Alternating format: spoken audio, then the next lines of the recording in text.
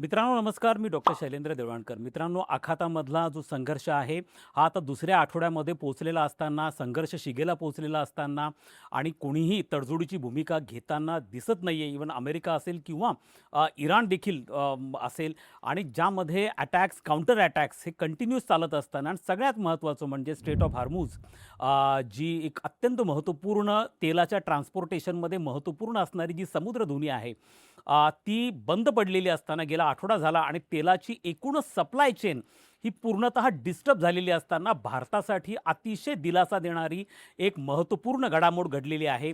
आणि ती म्हणजे इराणने भारताचे दोन तेलाने आणि नैसर्गिक गॅसने भरलेली दोन जहाजं, परिमल आणि पुष्पक, या दोन्ही जहाजांना स्ट्रेट ऑफ हार्मूजमधनं अत्यंत सुरक्षितपणे पास होण्यासाठी परवानगी दिलेली आहे. आणि हे दोन्ही जहाजं अतिशय सुरक्षितपणे स्ट्रेट ऑफ हार्मूजमधनं त्यांनी आपला जो ट्रॅव्हल आहे, ट्रान्सपोर्टेशन आहे, ते पूर्ण केलेलं आहे. मित्रांनो, ही अतिशय महत्त्वपूर्ण बाब आहे. हे यासाठी आहे की इराणने अमेरिकेला उघड धमकी दिलेली आहे की तुम्ही एक तेलाचा थेंब देखील स्ट्रेट ऑफ हार्मूजमधनं जर तुमच्यात हिंमत असेल तर तुम्ही ट्रान्सपोर्ट करून दाखवा. आणि अमेरिका, युरोप यांच्यासाठी जाणारी जी सगळी जहाजं आहेत त्यांना कमालीचा धोका निर्माण झालेला असल्यामुळे कोणतीही इन्शुरन्स कंपनी या जहाजांचा इन्शुरन्स काढण्यासाठी तयार नाही आहे.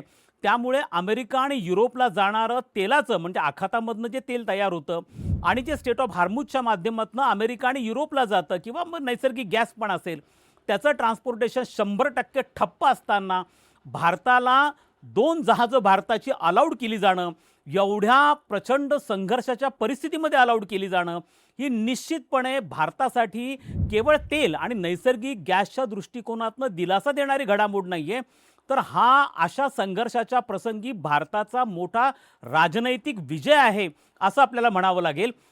2च दिवसांपूर्वी भारताचे परराष्ट्रमंत्री एस जयशंकर हे इराणचे परराष्ट्रमंत्री अब्बास अगाची यांच्याबरोबर त्यांनी संभाषण केलेलं होतं, चर्चा केलेली होती.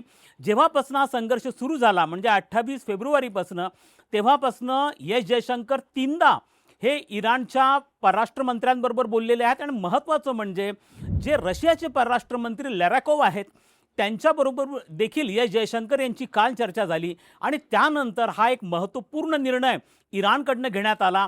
हेही आपण लक्षात ठेवलं पाहिजे की यापूर्वी जे टँकर्स, म्हणजे साधारणतः संघर्ष सुरू झाल्यानंतर जे टँकर्स हे स्ट्रेट ऑफ हार्मूजमधनं क्रॉस होत होते किंवा जात होते त्यांच्यावरती इराण किंवा इराण पुरस्कृत ज्या संघटना आहे, विशेष करून येमेनमधली हौती आहे, यांच्याकडनं ड्रोन अटॅक्स केले गेलेले होते. काही ठिकाणी मिसाईल अटॅक देखील झालेले होते.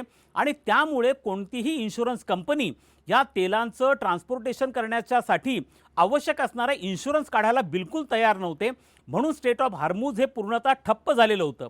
आपण हेही लक्षात घेणं गरजेचं आहे की स्ट्रेट ऑफ हार्मूजमधनं ऑलमोस्ट जगाला जो तेलाचा सप्लाय होतो त्याच्या 1/5 हा स्ट्रेट ऑफ हार्मूजमधनं होतो. भारत आपल्या तेलाच्या गरजेपैकी 88% तेल जे आयात करतो त्यापैकी 40% तेल, म्हणजे साधारणतः प्रतिदिवशी 22 लाख बॅरल्स हे आपण इराणमधनं, स्ट्रेट ऑफ हार्मूजमधनं भारताला मिळत असतं. कारण तिथनं तो सगळा ट्रान्सपोर्टेशनचा जो वे आहे, मार्ग आहे, तो स्ट्रेट ऑफ हार्मूज आहे.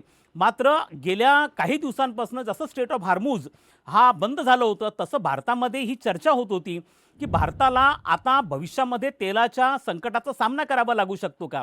मी यापूर्वी देखील माझ्या व्हिडिओच्या माध्यमातून सांगितलं की साधारणतः 2 ते 2.5 महिने पुरेल एवढ्यापर्यंत आपल्याकडे तेल आहे आणि तेलाचे पर्यायी स्रोत पण आपल्याकडे उपलब्ध आहेत. आपण रशियाकडनं ऑलरेडी 11 लाख बॅरल मागच्या महिन्यामध्ये घेतले होते आणि आता पुन्हा एकदा आपण रशियाकडनं तेल घेतो. त्यामुळे तेलाच्या बाबतीमध्ये कोणत्याही प्रकारची इमर्जन्सी ही आपल्याकडे बिलकुल नाही आहे. साधारणतः पुढच्या 2 ते 2.5 महिन्यांमध्ये आपल्याला पर्यायी स्रोत, मग तो आफ्रिका आहे, लॅटिन अमेरिका आहे, व्हेनेझुला आहे, अमेरिका आहे, अशा अनेक स्रोतमधनं तेलाची जी आपली गरज आहे ती आपल्याला सहजपणे पूर्ण करता येऊ शकते. कारण जो लॉस आपला झाला होता साधारणतः 19 ते 20 लाख बॅरल्सचा स्ट्रेट ऑफ हार्मूजमुळे, तो कॉम्पन्सेट करणं फार अवघड नव्हतं. मात्र ही परिस्थिती असताना आणखीन भारताला महत्त्वाचा दिलासा देणारी ही जी घडामोड घडलेली आहे की खुद्द स्ट्रेट ऑफ हार्मूजमधनं एवढ्या कमालीच्या संघर्षाच्या प्रसंगी भारताच्या 2 जहाजांना इराणने अलाउड करणं, ही एक अतिशय महत्त्वपूर्ण बाब आहे. भारताचा हा एक चांगला राजनैतिक विजय आहे. आपण आता रशियाकडनं देखील तेल विकत घेऊ शकत आहोत. आपण आता इराणनी देखील आपल्याला अलाउड केल्यामुळे जो स्टेट ऑफ हार्मुजमुळे आपला सप्लाय चेन डिस्टर्ब झालेली होती आखाती देशाकडनं, आपण जे तेल घेतो त्याच्यामध्ये ती सप्लाय चेन देखील आता काही प्रमाणामध्ये सुरळीत व्हायला सुरुवात झालेली आहे भारताच्या दृष्टिकोनातनं. आपण हेही लक्षात घेतलं पाहिजे की साधारणतः संघर्ष सुरू झाल्यानंतर इराणने जवळपास 1.5 कोटी बॅरल्स एवढ्या तेलाची निर्यात केली गेल्या 12 दिवसांमध्ये, आणि ही निर्यात प्रामुख्याने स्टेट ऑफ हार्मुजमधनं झाली आहे. आणि इराणची जी जहाजं जात आहेत त्याच्यावरती ऑब्व्हियसली कोणत्याही पद्धती सगळ्यात सेफ मानले जातात. आणि इराण नंतर जर कोणाची जहाजं तिथनं गेली असतील तर ती भारताची आहेत. त्यामुळे हा भारतासाठी अतिशय महत्त्वपूर्ण एक पद्धतीचा डिप्लोमॅटिक विन आहे.